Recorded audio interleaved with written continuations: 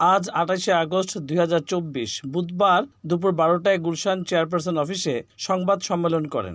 বিএনপির মহাসচিব মির্জা ফখরুল ইসলাম আলমগীর বলেন, ভারত বাংলাদেশকে জানানো হয়নি বাঁধ ছেড়ে দেওয়ার কথা। সাংবাদিকদের এক প্রশ্নে জামাত শিবিরের এক সমাবেশে বলে বিএনপি ক্ষমতায় চলে এসেছে, তার উদাহরণ দখলদারি। সাংবাদিকদের এই প্রশ্নের উত্তরে মির্জা ফখরুল ইসলাম আলমগীর বলেন, বিভিন্নভাবে চেষ্টা করা হচ্ছে, জনগণ চেষ্টা করছেন বন্যা উপদ্রুত মানুষের পাশে দাঁড়াবার। আমরাও বন্যা উপদ্রুত পাশে বিএনপি আপনার দাঁড়াবার জন্য তারা ইতিমধ্যেই জানেন যে একটা ত্রাণ সেল তৈরি করা হয়েছে।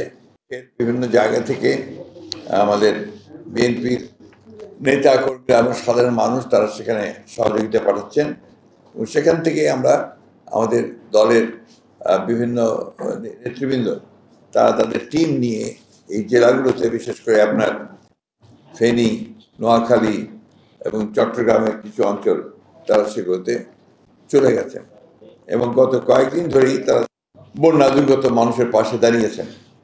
আমাদের যে ত্রাণ তহবিল এখানে খোলা হয়েছে, আপনার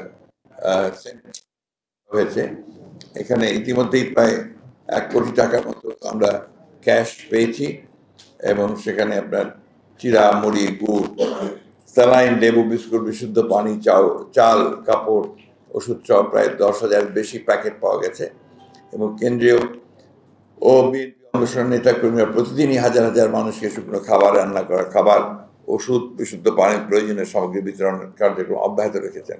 আপনারা জানেন যে আগামী ১ সেপ্টেম্বর আমাদের প্রতিষ্ঠা বার্ষিকী।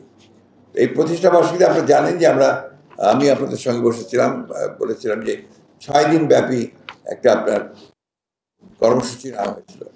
এই বন্যার কারণে কালকের সবাই সিদ্ধান্ত হয়েছে যে আমরা এই কর্মসূচিকে একেবারে বাতিল করে সেখানে যে অর্থ ব্যয় হওয়ার কথা ছিল সেই অর্থটা আমরা আমাদের ত্রাণ দিয়ে দেবো। জনগণের কাছে আপনার যারা দুর্গত জনগণ আছেন তাদের জন্য সেটা দেওয়া হবে।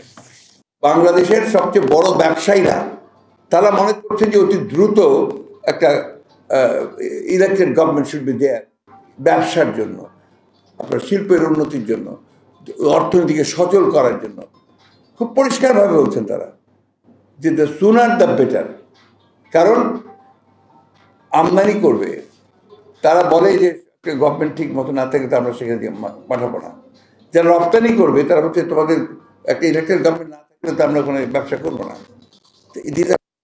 আপনার যে কোনো বড় ব্যবসায়ীর সঙ্গে কথা বলেন, ব্যবসায়ী লিডারদের সঙ্গে কথা বলেন, দিস আর ফ্যাক্টস।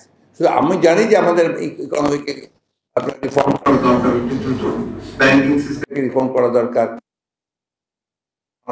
100% ট্রু। তো এটা যত তাড়াতাড়ি করা যায় সেইটাই ভালো। আমার পরামর্শ থাকবে ইন্টারিম গভর্নমেন্টের কাছে যে দেশের একবার এক্সপার্টস আছেন, বিশেষজ্ঞ আছেন, তাদেরকে সম্পৃক্ত করা দরকার।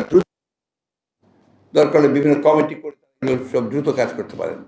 গভর্নমেন্ট তো আমরা চালিয়েছি অতীতে এবং আমরা আপনার সেই অভিজ্ঞতা থেকে আমরা বলছি যে এগুলো বিভিন্ন কমিটি করে দিয়ে দ্রুত তারা কয়েকটা কমিশন করছে, করবো যে সেই কমিশনগুলো একটু কাজ করবে,